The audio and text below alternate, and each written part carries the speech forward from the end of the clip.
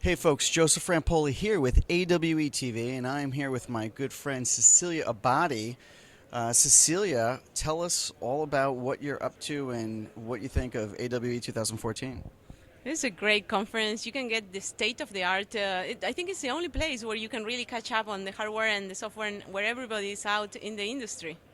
Absolutely. So now, Cecilia, you were on my panel. We talked not too long ago. We talked about privacy issues. We talked about the future of an augmented world, and one of the big things that you kind of talked about was privacy. I mean, about being transparent, I should say. And so, tell us a little bit about that message. I think people are very worried about privacy, and it's a real concern. But at the same time, we might be missing an opportunity to do transparency right. And when you go transparent, both in your personal life, it's very liberating. You have nothing to hide. You really live a transparent life, a fresh life.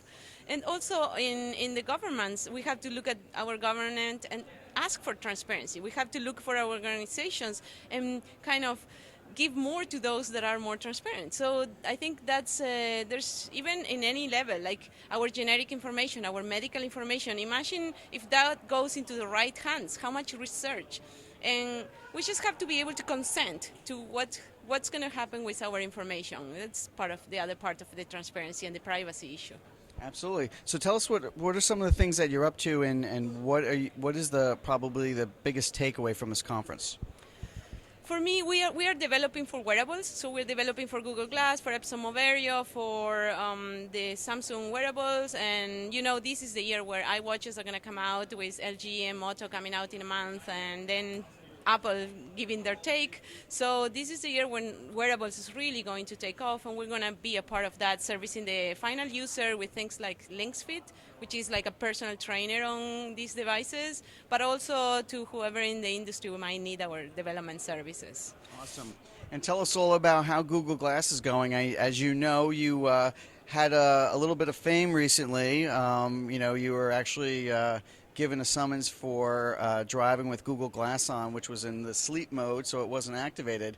What was like that whole sort of, I mean, you were just thrust into this international story. What was it like? I think Google Glass, for some, like any good innovation, it polarizes people. And there's the people that understand it, get it, and think, oh, that's the future, I want that. And there's the other people that fear it and react from the fearful reaction of, oh my God, I gotta legislate this, I don't know, I don't understand this, and I want to stop it. And it's beautiful to bring these conversations. I think Google Glass brings the conversation. In that case, with the driving ticket, it brought up the conversation of legislation not keeping up with technology innovation. And there's other conversations that Google Glass is very good, like the privacy conversation is bringing up. And these are conversations we need to have.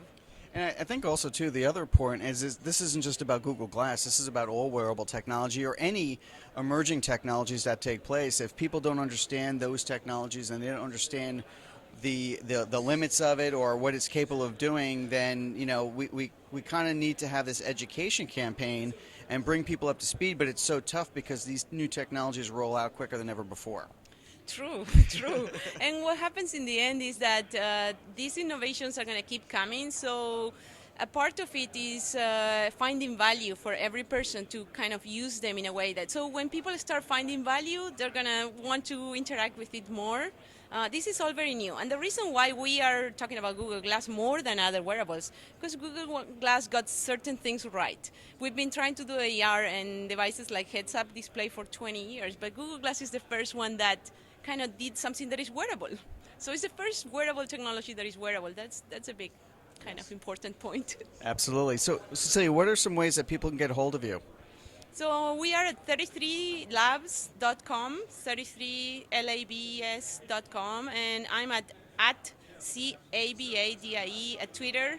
And you can just put Cecilia Abadie Google Glass and you'll find a ton of things about me. I think you're in Google. I think if we search you, we can find you in Google. So, well, listen, have a great rest of the conference, and thank you for being on the panel. You did an awesome job, and it's always a pleasure talking to you. It's always awesome to talk to you, Joseph. Thank you so much.